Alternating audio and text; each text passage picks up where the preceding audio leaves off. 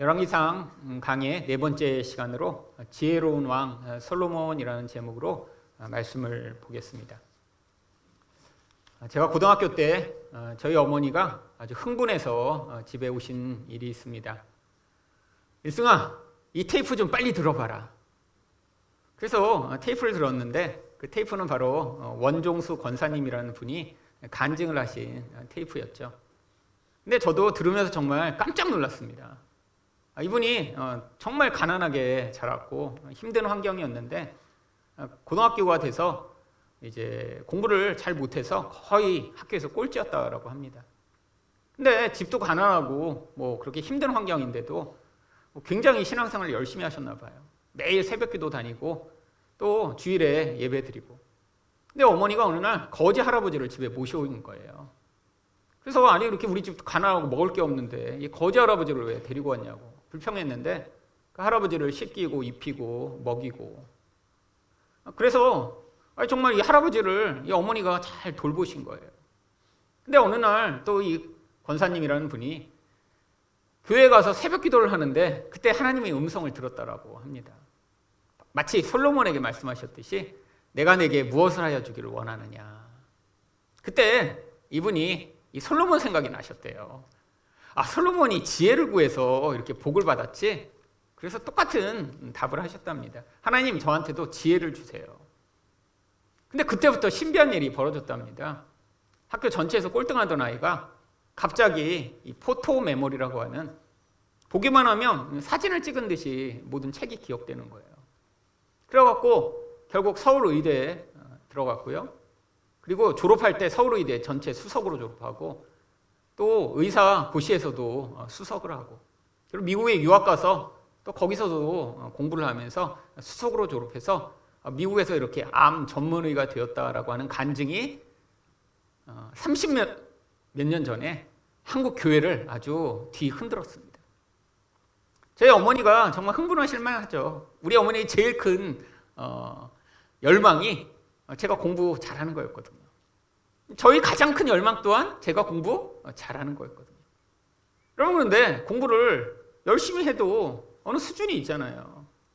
더 잘하고 싶은데 안 되는데 기도해서 하나님이 꿈에 나타나시기만 하면 그러면 이렇게 나도 1등을 할 수 있겠구나.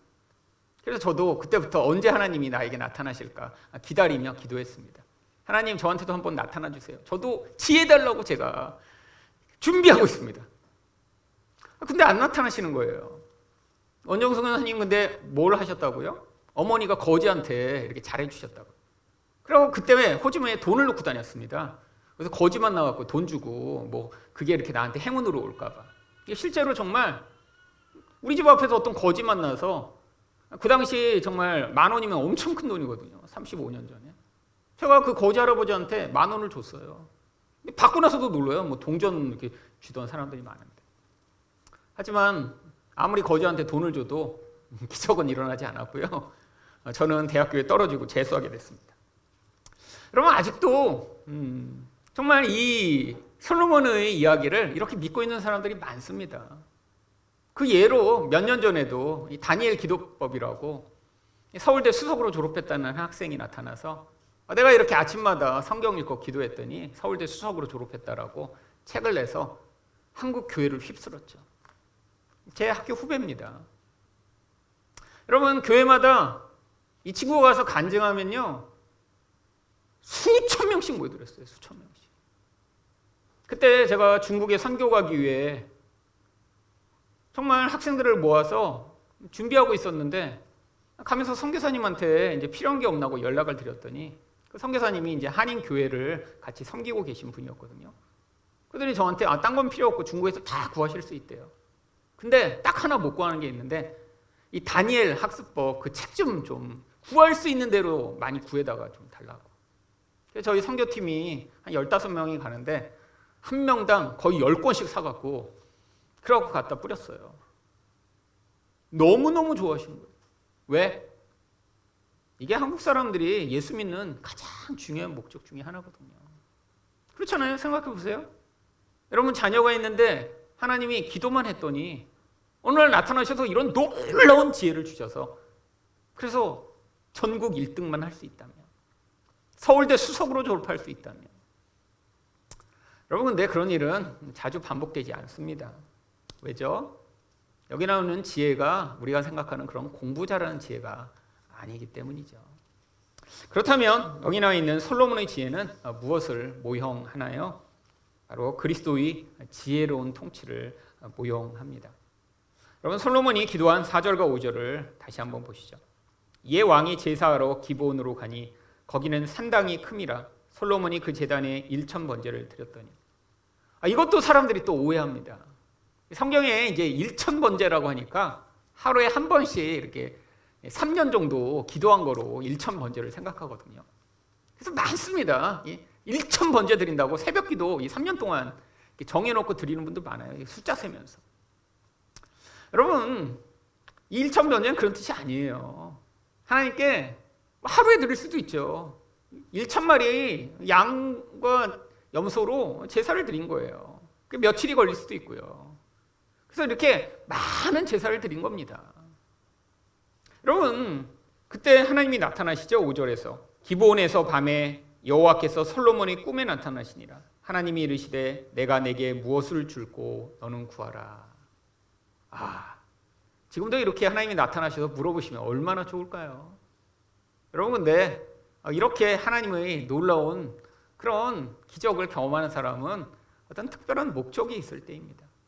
특별히 성경에 이렇게 기록된 거는요, 바로 어떤 중요한 목적이 있기 때문에 하나님이 일부러 이렇게 하신 거죠. 여러분, 근데 솔로몬이 지혜를 달라고 사실 답을 하지 않았습니다.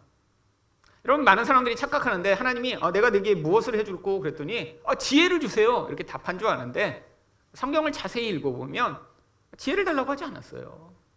한번 자세히 한번 보시죠. 7절부터 9절까지 말씀입니다. 나의 하나님 여호와여, 주께서 종으로 종의 아버지 다윗을 대신하여 왕이 되게 하셨사오나 종은 작은 아이라 출입할 줄을 알지 못하고 주께서 택하신 백성 가운데 있나이다. 그들은 큰 백성이라 수요가 많아서 셀 수도 없고 기록할 수도 없사오니. 지금 자기가 왕이 됐는데 백성들을 다스리려고 보니까 지금 이게 능력의 부족을 느끼기 시작한 거예요. 어떻게 해야 되지? 이 많은 사람들을 내가 잘 다스릴 수 있을까? 그래서 9절에서 뭐라고 간구합니까? 누가 주의 이 많은 백성을 재판할 수 있사오리까? 듣는 마음을 종에게 주사 주의 백성을 재판하여 선악을 분별하게 하옵소서.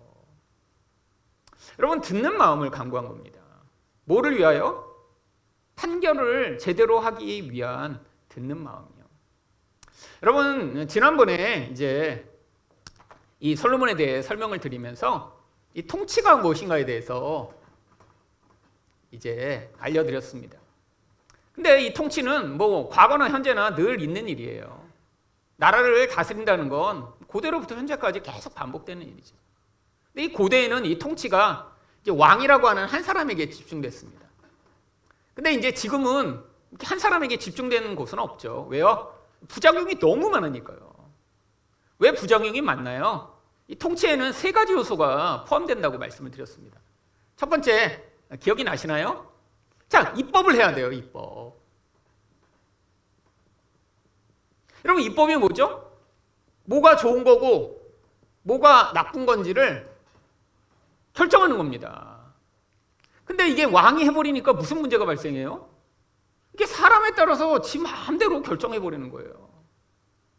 여기서부터 항상 문제가 생깁니다. 기분이 안 좋으면 그냥 음식 맛있게 하지 못하는 저 요리사 다 죽여. 그럼 다 죽어버리는 거예요. 왕의 마음에 따라. 성경에도 나오죠. 사울이 여호와의 제사장들과 자녀들을 다 죽여버려요. 왜? 다윗을 도와줬다고. 그러니까 왕한 사람에 따라서 기분에 따라 이 선거하기 결정되니까 이 문제가 너무 많은 거예요.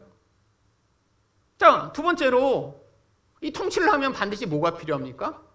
우리도 다 뭐가 좋은지 뭐가 나쁜지 다 우리도 생각은 하죠. 생각이 없는 사람이 어디 있나요? 심지어는 아기도 다 좋고 나쁜 거 다 있습니다. 우리는 어려서부터 자라가면서 이건 좋은 거야, 이건 나쁜 거야, 선과 악을 다 스스로 생각하게 되어 있는데 대부분 잘 뭐를 못합니까? 그렇게 내가 생각했다고 해서 이제 사법부에서 가지는 판결을 하는 것이 쉽지 않죠. 머리로는 생각하는데 남에 대해서 너는 죄인이야, 너는 악인이야, 너는 선인이야 이렇게 공식화할 수가 없습니다. 근데 왕은 그 일을 했죠. 왕이 한번 결정하는 거는 그게 법이에요. 그래서 너는 악이니까 죽어야 돼. 그럼 죽는 겁니다. 자, 지금은 이걸 사법부가 이 판결하는 일을 나누어 갔죠. 판결. 근데 판결만 하면 뭐합니까? 뭐가 있어야 돼요? 이제 실제 행사할 수 있는 행정권이 있어야죠. 그래서 입법사법, 이제 행정의 이 실행할 수 있는 권한. 이 세 가지를 한 번에 할 수 있어야 그래야 뭐 하는 거예요? 통치하는 겁니다. 다스리는 거예요. 자, 지금 솔로몬이 뭘 요청했나요? 구절을 다시 한번 보시면 누가 이 많은 백성을 재판할 수 있습니까? 이 판결은 하는데 문제가 생겼어요. 뭐가 선이고 뭐가 악인지 자기가 볼 때 잘 모르겠는 거예요. 여러분, 이게 이제 판결하려고 만약에 두 사람이 왔다고 생각해 보세요. 서로 어떻게 주장하나요? 내가 옳아요. 저놈이 나빠요. 그럼 이쪽도 저놈이 나쁜 놈이고 내가 옳아요. 이거 판결하는 게 쉽지 않습니다. 여러분, 지금이야 그러니까 이런 사람들이 거짓말을 가려내기 위해 거짓말 탐지기도 하고 뭐 DNA 검사도 하고 뭐 CCTV도 보고. 근데 인간은 근본적으로 어떻게 해요? 계속 거짓말을 해서라도 내가 옳아요. 저놈이 나빠요. 여러분, 요즘에 이렇게 과학이 발전하면서 또 아주 분쟁이 줄어든 영역도 그래서 많습니다. 대표적인 게 교통사고예요. 교통사고. 옛날에는 우기는 사람이 이겼습니다. 우기는 사람이. 저도 20여 년 전에 옆에 택시가 저를 훅 받고 가버렸거든요. 쫓아갔어요. 그랬더니 이 택시 아저씨가 지가 받아놓고 막 소리 지르면서 자기가 화를 낸 거예요. 자기가 있는데 제가 와서 받았다는 거예요. 그러니까 결국 CCTV도 없고 뭐 블랙박스도 없으니까 그냥 저도 쫄아갖고 막 아저씨가 화내고 그러니까 그냥 가만히 있다가 그러더니 자기 운전하고 가버렸어요. 그냥. 그러니까 얼마나 억울하고 화가 나요. 여러분, 근데 요즘은 블랙박스 있으니까 이런 일 거의 없습니다. 얼마 전에도 제가 교통사고 났거든요. 뒤에 와서 그냥 빵 받았어요. 근데 딱 이 보험 이 판별하는 사람이 오더니 뭐 하자고 그래요? 블랙박스 뭐 볼게요? 끝입니다. 그러면 얘기할 필요가 없어요. 그냥 블랙박스 볼게요? 그러더니 뒷차 가서 블랙박스 보더니 이 차 100% 과실입니다. 그래갖고 제 똥차가 새 차가 됐습니다. 500만 원 들여서 고쳐주더라고요. 그래갖고 뒤에가 다 먹고 막 마허라도 원래 다 사가갖고 떨어지고 그랬는데 새 거로 돼서 왔어요. 그러니까 블랙박스가 있고 얼마나 편해요. 근데 옛날에는 그게 안 됐습니다. 서로 말하는 거 가지고 결정해야 되는데 이게 쉬운 게 아니에요. 그러니까 솔로몬이 보니까 판결을 못 하겠는 거예요. 그리고 뭘 할 수 있어요? 판결을 하면 이제 행정을 해서 이거는 옳은 거야 나쁜 거야 라고 딱 구분이 돼야 이제 사람들이 악한 걸 안 할 거 아니에요.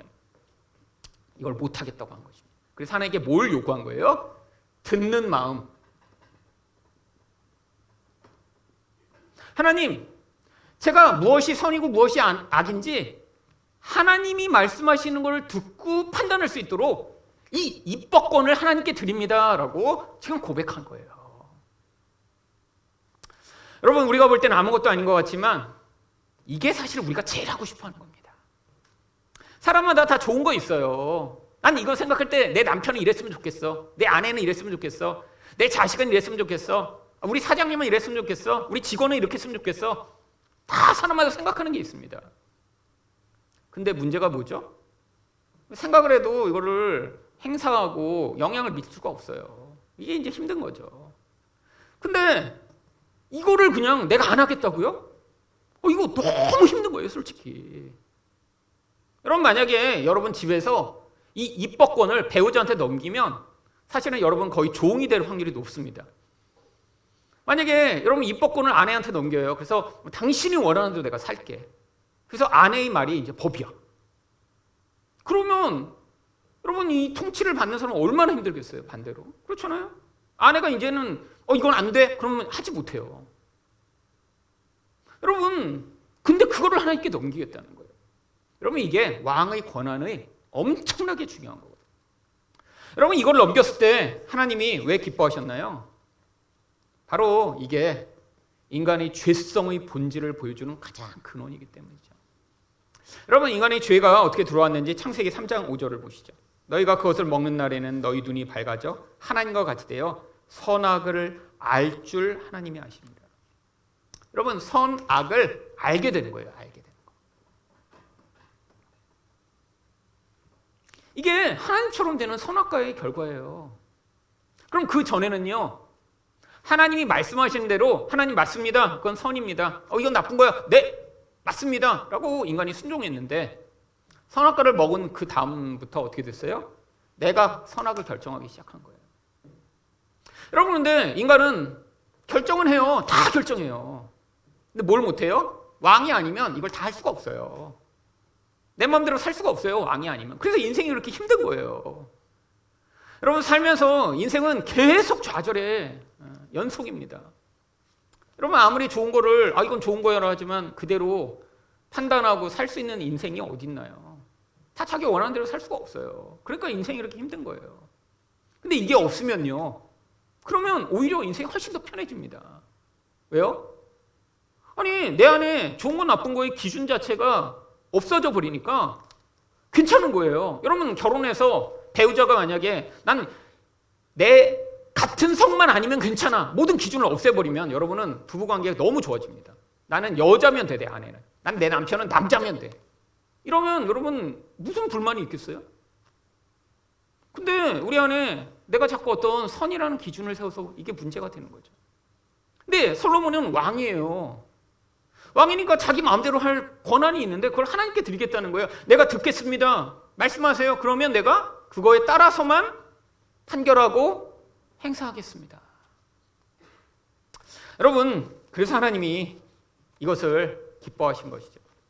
여러분, 솔로몬이 얘기한 하나님의 말씀을 듣고 내가 선악을 판단하여 행하는 이것을 성경이 뭐라고 얘기하나요?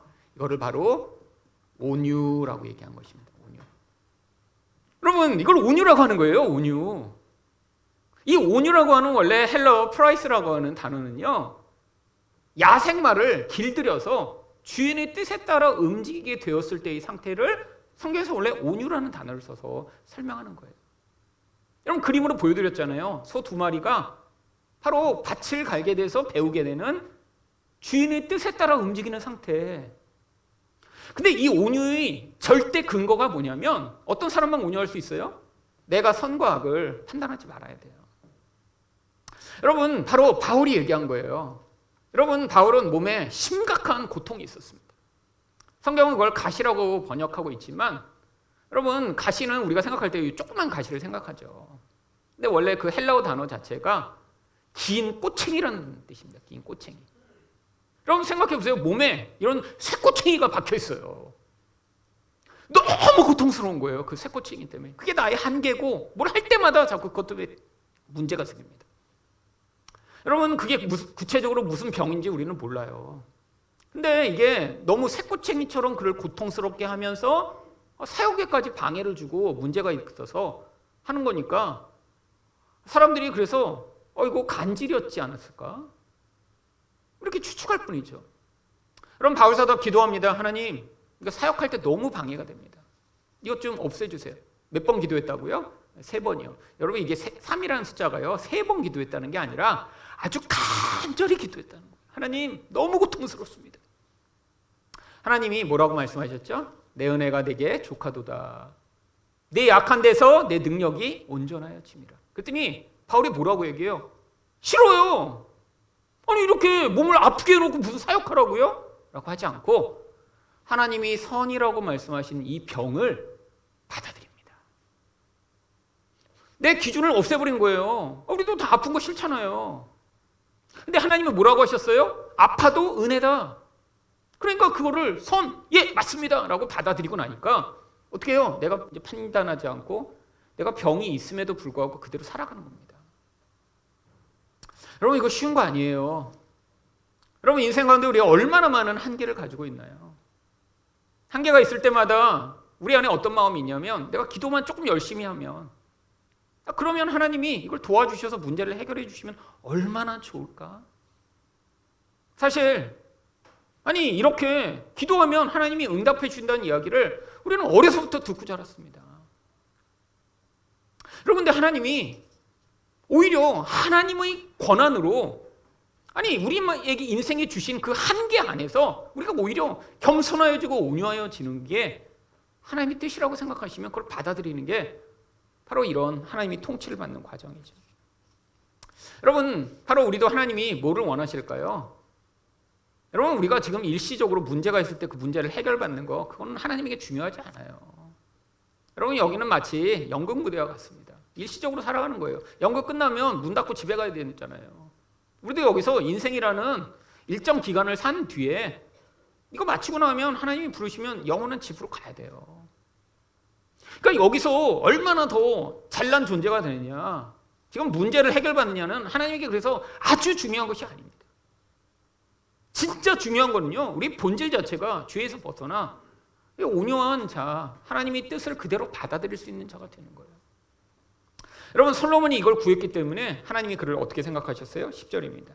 솔로몬이 이것을 구하매 그 말씀이 주의 마음에 든지라. 하나님이 그래서 이걸 기뻐하신 거예요. 여러분, 공부 못하는 애가 하나님 지혜 주세요라고 기도하니까 하나님이 기뻐하신 게 아니라요, 하나님, 인간이 가지고 있는 이 죄성의 본질을 내가 포기하고 왕이지만 하나님의 선과 내가 들어 그것으로 살아가겠습니다. 여러분, 하나님이 그래서 그에게 뭐를 약속하셨나요? 11절과 12절입니다. 이에 하나님이 그에게 이르시되 내가 이것을 구하도다. 자기를 위하여 장수하기를 구하지 아니하며 부도 구하지 아니하며 자기 원수의 생명을 멸하기도 구하지 아니하고 오직 송사를 듣고 분별하는 지혜를 구하였으니. 여러분, 그냥 지혜가 아니에요. 그냥 지혜가 무슨 지혜예요? 이거요, 송사를 듣고 분별하는 지혜. 그러니까 이 지혜는 머리가 좋은 그런 지혜가 아닙니다. 하나님의 뜻을 그대로 받아들일 수 있는 그런 마음의 태도를 얘기하는 거예요. 그래서 하나님의 뜻대로 뭐가 선이고 뭐가 악인지를 깨달을 수 있는 그 지혜예요.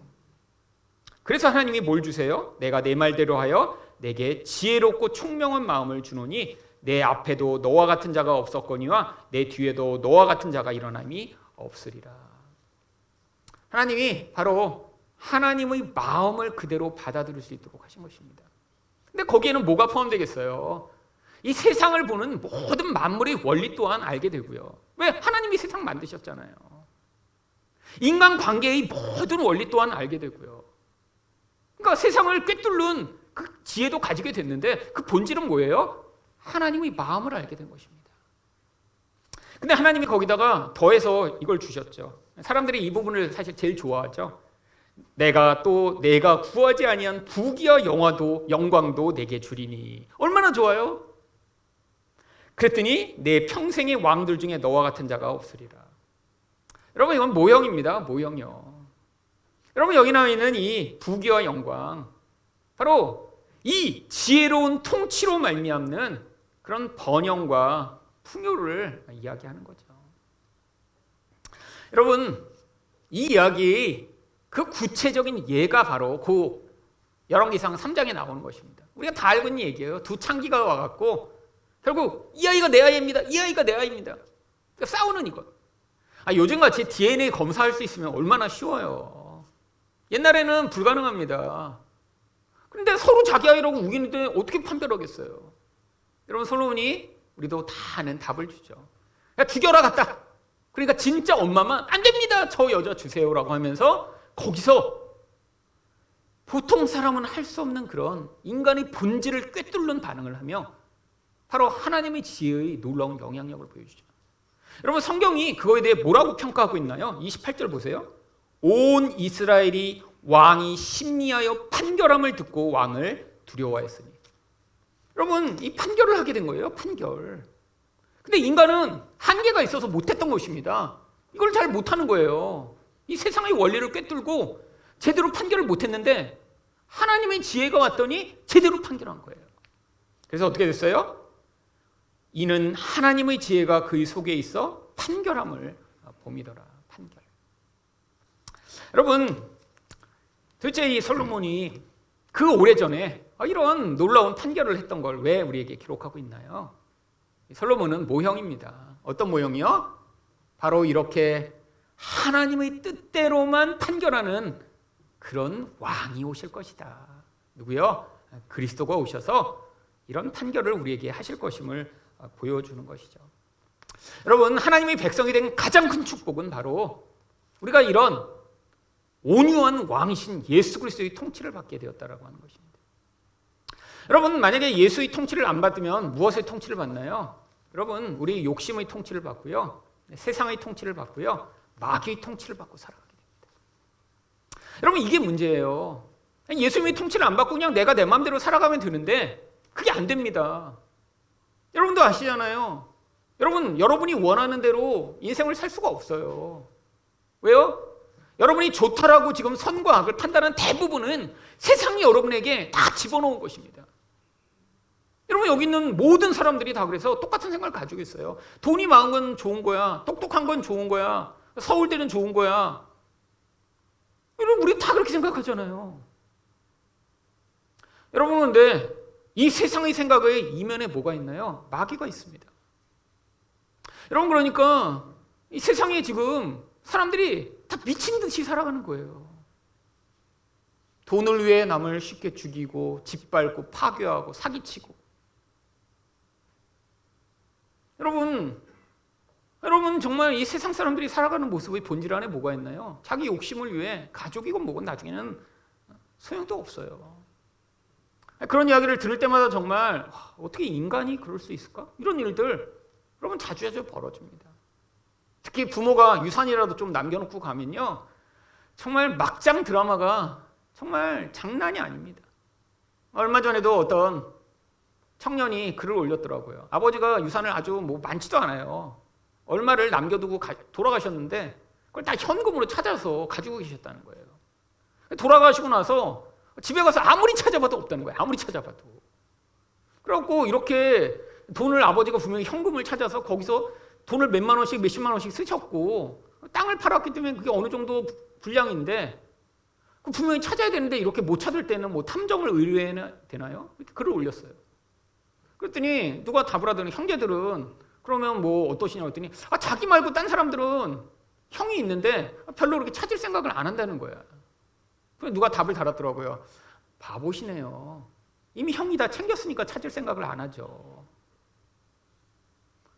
여러분, 너무 순진한 거예요.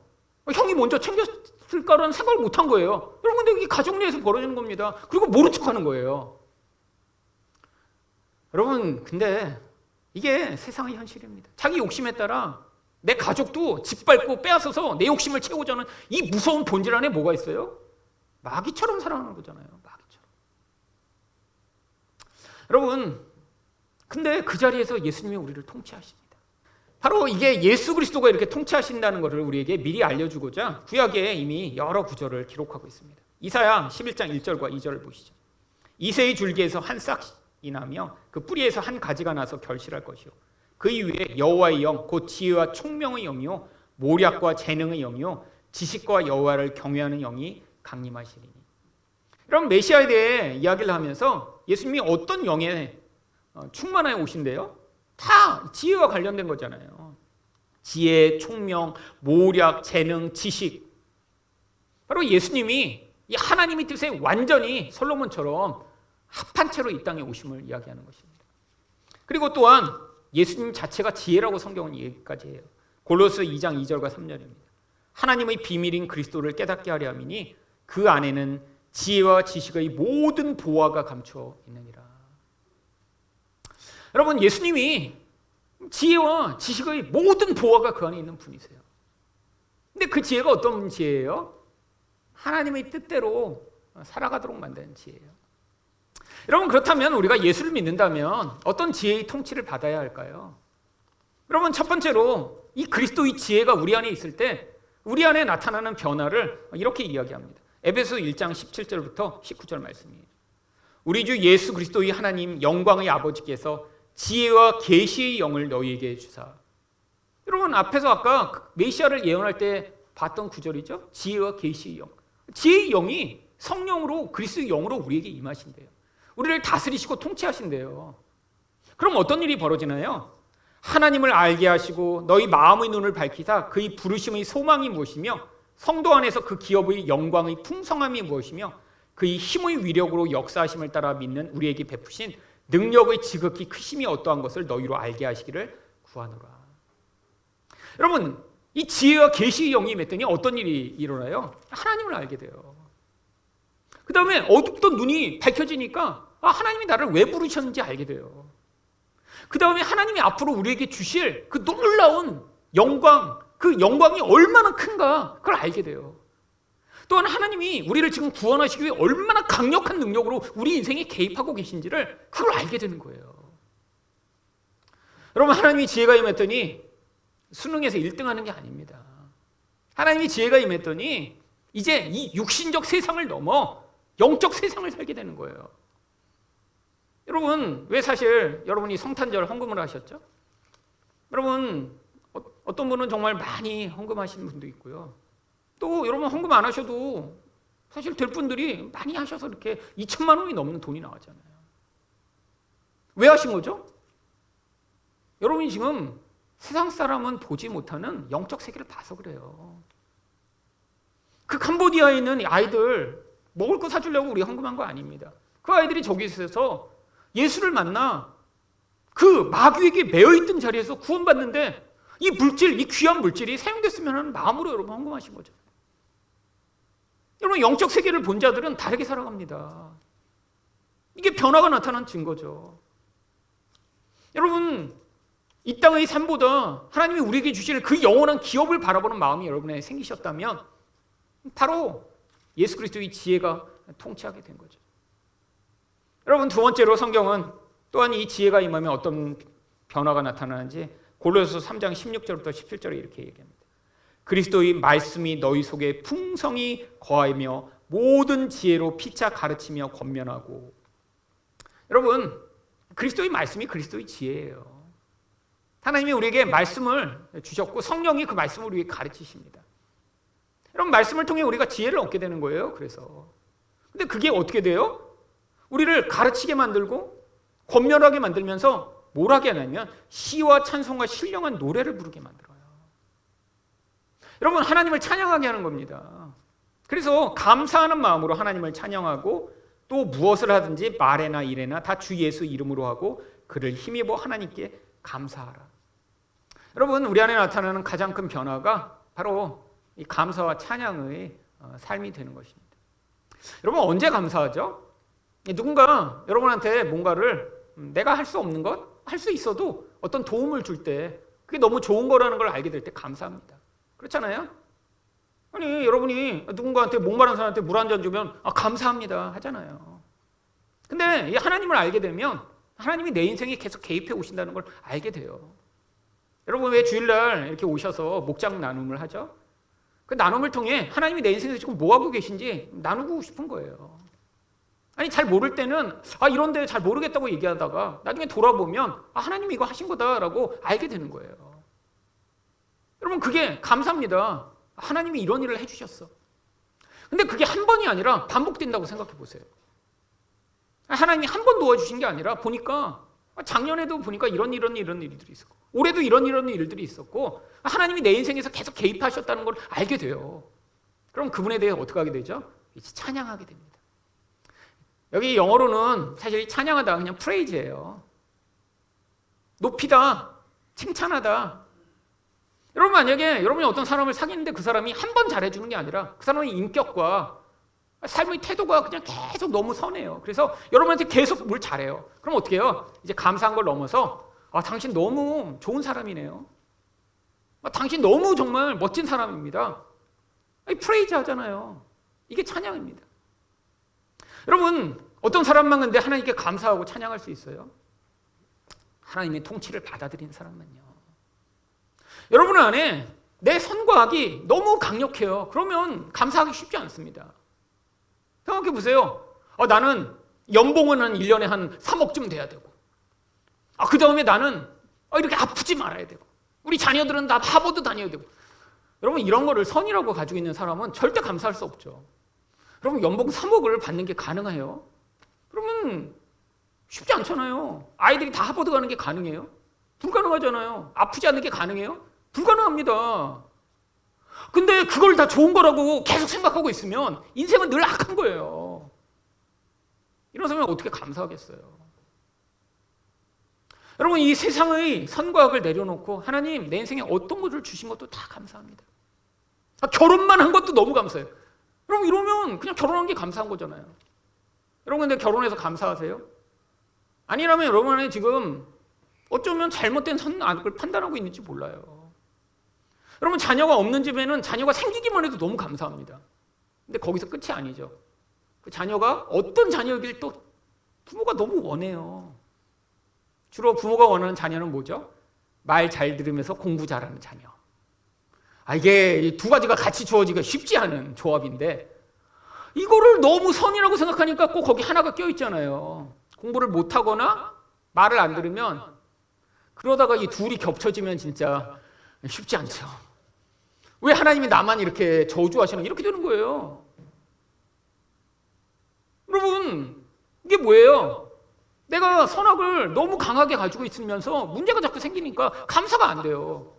아니, 우리 집에 이렇게 애가 없을 수도 있었는데 이 아이를 주셨구나만 해도 감사하고, 결혼 못해서 이렇게 살다가 죽을 뻔했는데 결혼까지 했으니 너무 감사하고, 아니 이렇게 늘 다른 사람은 저렇게 심한 병도 앓고 그러는데 지금 이렇게 내가 살아있는 숨만 쉬어도 너무 감사하고, 아니 이렇게 밥도 못 먹는 사람이 있는데 이렇게 밥 먹고 살 수 있도록 하나님이 은혜를 주셨으니 너무 감사하고, 그러다 보니까 하나님이 내 인생에 주신 모든 게 너무 감사하고 우리 하나님 선하십니다 이렇게 되는 게 감사와 찬양인 것이죠. 여러분이 지금 감사하고 찬양하지 못하고 자꾸 불평하고 계세요. 그러면 지금 통치를 잘 못 받고 있는 거예요. 이게 너무 강해서 여러분이 하나님 노릇하고 있는 거예요. 근데 여러분 돌아보세요. 하나님의 은혜 없이 2025년을 여러분 마치실 수 있었나요? 여러분 기억 못할 때 말이라도 해보고 기억하면서 여러분 하자고. 이 목장 모임에 제가 오늘 그래서 문제로 낸 거예요. 올 한 해 동안 하나님께 감사한 게 뭐였냐. 여러분 매일매일 기억할 수는 없어도 이렇게 1년을 마무리하면서 하나님 돌아보니까 이렇게 하나님이 베푸신 은혜가 너무 감사하네요. 그래서 우리 하나님을 제가 찬양합니다 라는 시간을 가지는 여러분 되시기를 바랍니다. 마지막으로 이런 삶을 살아가게 되면 어떻게 될까요? 우리가 영적으로 이 육적 세상에서 벗어나 이 하나님 나라를 보고 살아가게 돼요. 그러면서 하나님이 행하시는 모든 일을 다 찬양하고 감사하게 돼요. 그러면 그때 마지막으로 우리를 온전한 자라고 이야기를 하는 것입니다. 그래서 골로새 1장 28절을 보세요. 우리가 그를 전파하여 각 사람을 권하고 모든 지혜로 각 사람을 가르치면 각 사람을 그리스도 안에서 완전한 자로 세우려 함이니. 여러분 이게 완전해지는 겁니다. 뭐가요? 이 땅을 살아가며 하나님 나라를 마치 보는 것처럼 살아가는 영적 눈을 가지게 돼요. 하나님이 주신 모든 것에 대해 감사하고 찬양하는 인생을 살아가며 말씀을 통해 하나님의 이 모든 판단 기준을 내가 받아들이는 온유한 자가 되면 성경이 뭐라고 그래요? 완전하다라고 얘기를 하는 것이죠. 여러분 2025년 한 해 우리는 물론 부족한 자로 살았습니다. 하지만 이제 2026년에 우리가 새로운 기도 제목을 가져야 될 것 같아요. 어떤 기도 제목이요? 하나님, 제 안에 있는 이 하나님 노릇하는 걸 내려놓고 이 그리스도의 지혜의 통치를 받아 제가 온유한 자로 하나님의 뜻을 받아들이고 살아가는 자가 되어 2026년에는 하나님이 행하시는 모든 일에 내가 감사하고 찬양하는 한 해가 되게 하여 주시옵소서. 이렇게 기도하시는 새해 기도가 되시기를 예수 그리스도 이름으로 축원드립니다.